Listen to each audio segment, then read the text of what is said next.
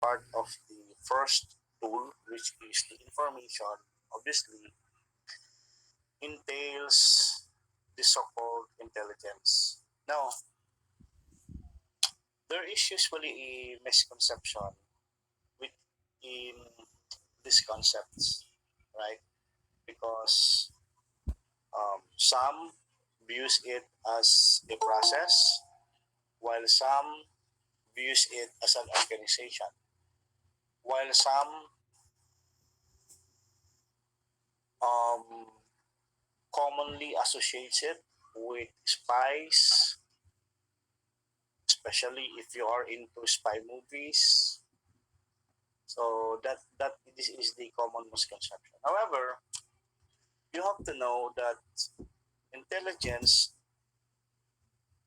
as a process is does not really concern or does not really involve exclusively that of the various intelligence organizations in the Philippines and of course in the whole world. Because even offices, this WD, the Office of the Vice President, the Department of Foreign Affairs, the BIR, these offices also um, uses intelligence. Diba? Presently is na-approve yung na-approve yung budget ng Office of the Vice President. And you can see, I think 500 million ata yan. 500 million or correct me if I am wrong ha. Basta malaki yung tinatawag na confidential funds ng Office of the Vice President. And this is not a new practice. Even though, even in past administration, this has been already practiced yung tinatawag na confidential funds. Diba? So this goes without saying, as I was saying earlier, that intelligence, if we are speaking with intelligence as a process, I repeat, this does not only involve that of intelligence organizations. So the question there is why? Uh, what is really intelligence? What is really the concept of intelligence? So say for example, the technological advancements that we are now enjoying, these are all products of intelligence. Not the intelligence in which, psychologically speaking, refers to the intellectual capability of a certain person, right?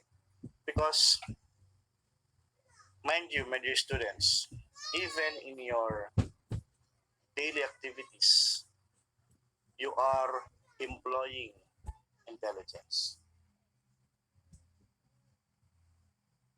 For example, during quiz or during examination, kung naay mauna nga section sa inyo, tapos na silang mag-exam, what do you usually do? Manguntahan na sir. Yes. O sa imo gipapangutana. Like, sa ilang gawas sa exam sir. Sa ilang gawas sa exam. Why? Why is it important for you to know kung unsa ining gawas sa exam? And sir, to be prepared. Kung sa to be prepared sir. To be prepared. And for you to be prepared, what particular process are you in, what particular process do you do?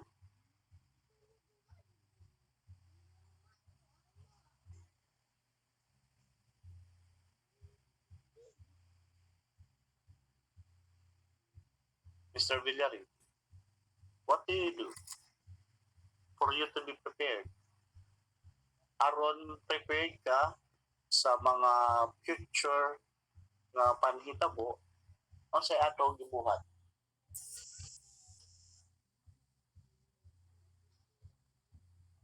Mr. Villarin?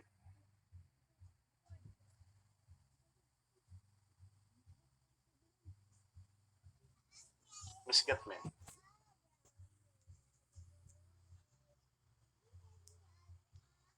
Can you hear me well? Yes, sir. Yes, sir. Magtuon sa mga possible topic na manggawa sir sa test. Okay? What do you really do? Miss Perez, what about you? Sir, kuan sir, nang aside sa magtuon, murag maoram siguro to sir, magtuon and then i-analyze sir, kasi sometimes sir, other teachers will not really, ambot lang sir, but ang uban nga teacher sir kay dili good siya ingon nga, for example, we are aware, for example sir sa among CLJ, we are aware nga mo ni siya manggawas, but it is not given nga mo na answers. We need to comprehend, though we are aware nga mao na siya anang sana mo na siya thought sa kanang exam, mo na coverage sa exam, this is the type of that exam, but given that although we are aware, we should still use our very minds to process the information because answers are not given. Kay mostly other teachers will employ situational kuan man sir, question sa ilang kuan. So magtuon mi sir, tapos amo ko yung isabton ang katong context or katong nahibaw-an namo nga coverage sa type sa exam nga among nakuanan. Mm-hmm. But before kumbaga, before you do something, what do we usually do? Other information. Diba? See, for example, every morning, kanang imong pagmata, sa imo gibuhat. Observe sir. Ha? Mag-arrange sa bed or sa imong higaan. Sa bed, Mag-ampo sir. mag-ampo, right? And then, what usually happens is you will plan kung ano sa mga buhaton, unsay angay i-prioritize, unsay angay mamit karong adlaw, tomorrow lahi naman nga kailangan magtapos na trabaho, di ba? So that's what we usually do. And in that process, that is what we refer to as planning. Right? Planning. Now, in planning, of course,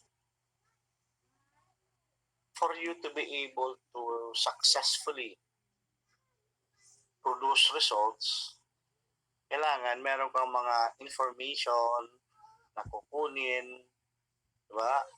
In planning. Diba? So, that's actually the concept of intelligence. Every organization, every agency, every department is nagplaplano sila. And in planning, of course, necessary yung tinatawag na information. And that is what the concept of intelligence is. Alright? So, actually, the term intelligence was derived from a Latin verb, intelligere, which literally means to understand or to choose between. So, it is the products resulting from the collection, evaluation, analysis, integration, and interpretation of all available information.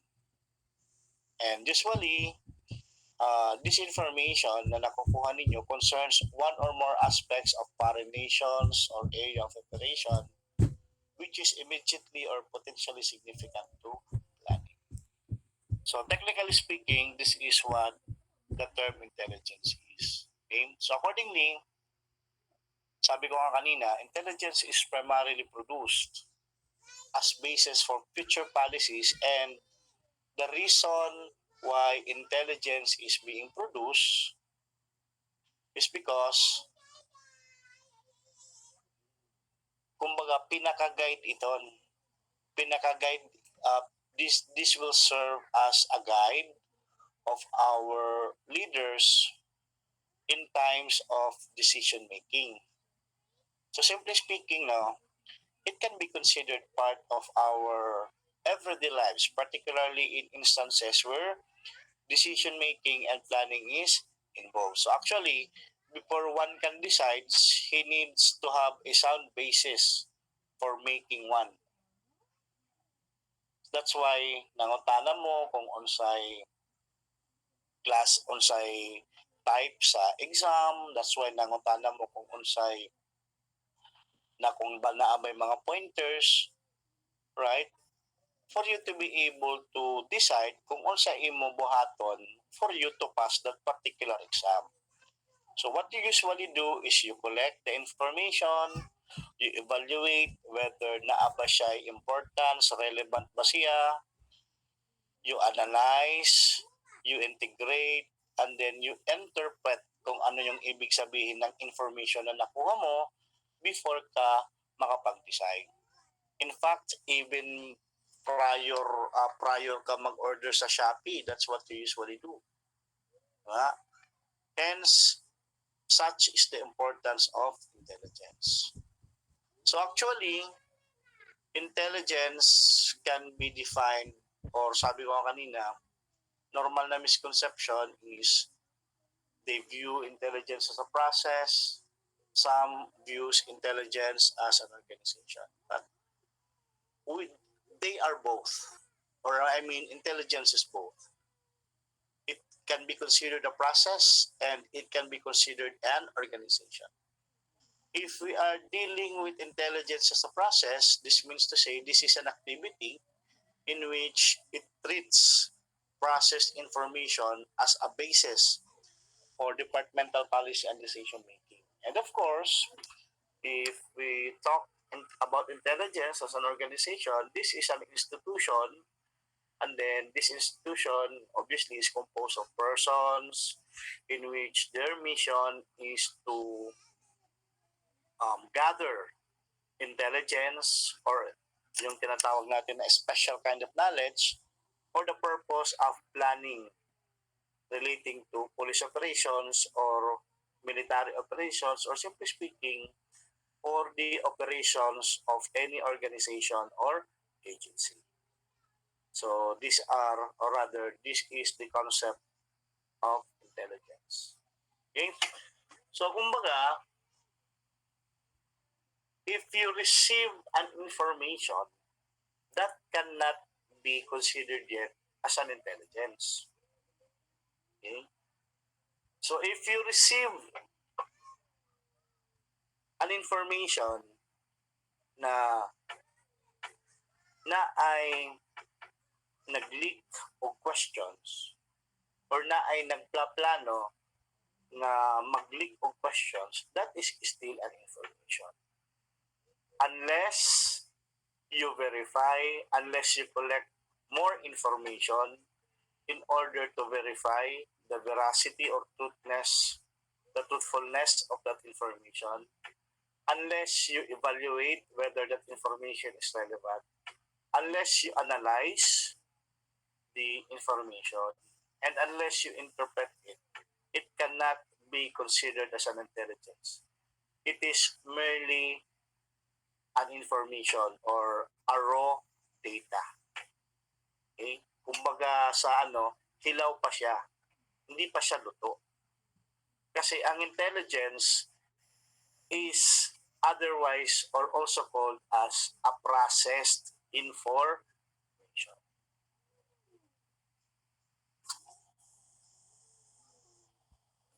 Now,